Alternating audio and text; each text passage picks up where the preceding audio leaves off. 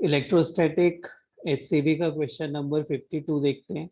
A block of mass m containing a net positive charge q is placed on a smooth horizontal table which terminates in a vertical wall as shown in figure. Figure कुछ ऐसा है. ये एक horizontal surface है और ये एक vertical wall है.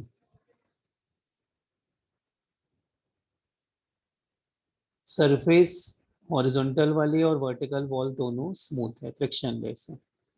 और यहाँ पर एक ब्लॉक रखा हुआ है. इस ब्लॉक का मास m है और इसके ऊपर चार्ज q है. इसके ऊपर कुछ चार्जेस हैं ब्लॉक के ऊपर. और इस ब्लॉक का वॉल से डिस्टेंस d है. इस ब्लॉक का वॉल से डिस्टेंस d है. The distance of the block from the wall is d. A horizontal electric field E towards right is switched on. यहाँ पर एक हॉरिजॉन्टल इलेक्ट्रिक फील्ड राइट की तरफ हमने स्विच ऑन कर दिया. एक इलेक्ट्रिक फील्ड हमने स्टार्ट कर दी.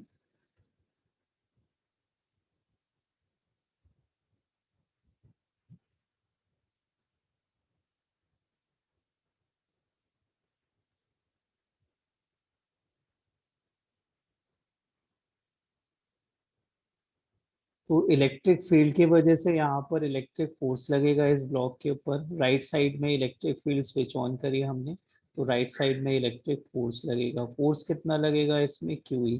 तो QE फोर्स से इस ब्लॉक के ऊपर एक्सेलरेशन आएगा. कितना आएगा, फोर्स अपॉन मास. तो फोर्स है QE और अपॉन में आएगा मास. इतना एक्सेलरेशन प्रोड्यूस होगा. तो ये रेस्ट से स्टार्ट हो रहा है. U इज इक्वल टू 0 बोल दिया हमने. इस फोर्स की वजह से एक्सेलरेट होगा, इसकी स्पीड बढ़ेगी, बढ़ती जाएगी, बढ़ती जाएगी, बढ़ती जाएगी और ये ब्लॉक से जाके टकरा जाएगा किसी टाइम पर. सपोज ये टी टाइम के बाद में ब्लॉक से जाके यहाँ टकरा गया. क्वेश्चन है, assuming elastic collision find the time period of resulting oscillatory motion. तो यहाँ पर जब ये ब्लॉक आके टकराएगा तो वॉल और ब्लॉक के बीच में इलास्टिक कोलिजन हो रहा है, ऐसा बोला है क्वेश्चन में. तो इलास्टिक कोलिजन का मतलब इस ब्लॉक की काइनेटिक एनर्जी का लॉस नहीं होगा. जितनी स्पीड से ये वॉल से स्ट्राइक करेगा उतनी स्पीड से रीबाउंड करेगा. जिस स्पीड से यहाँ पे टकराया था उतनी स्पीड से रिबाउंड करेगा. तो और जब ये रिबाउंड करेगा तो अभी एक्सेलरेशन ऑपोजिट डायरेक्शन पर हो गया. एक्सेलरेशन तो उसी डायरेक्शन पे, इलेक्ट्रिक फोर्स तो उसी तरफ लग रहा है, तो ये धीरे धीरे रिटार्ड करेगा.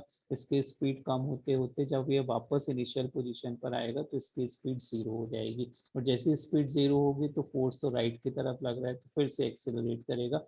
इस तरीके से यहाँ पर ये जो ब्लॉक है ये ऑसिलेटरी मोशन करेगा. तो ब्लॉक का मोशन यहाँ पे ऑसिलेटरी मोशन होगा, बार बार अपने मोशन को रिपीट करेगा. पीरियोडिक मोशन होगा, ऑसिलेटरी मोशन होगा, resulting motion will be oscillatory motion.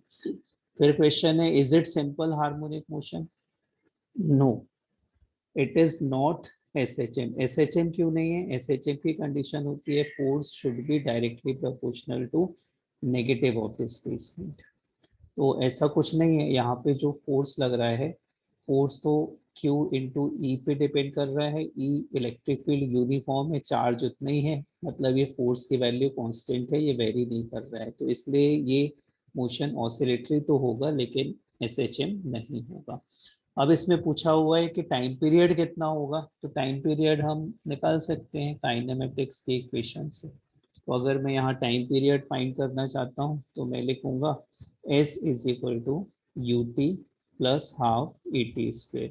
तो S मतलब हम ब्लॉक के वॉल तक जाने का टाइम निकाल ले रहे हैं और फिर इसको डबल कर देंगे तो टाइम पीरियड मतलब एक ऑसिलेशन का टाइम. तो हम वॉल तक जाने का टाइम निकाल के उसको डबल कर देंगे तो टोटल टाइम मिल जाएगा. तो S मतलब D हो गया. रेस्ट से स्टार्ट किया था तो U0, तो ये पूरा पार्ट 0.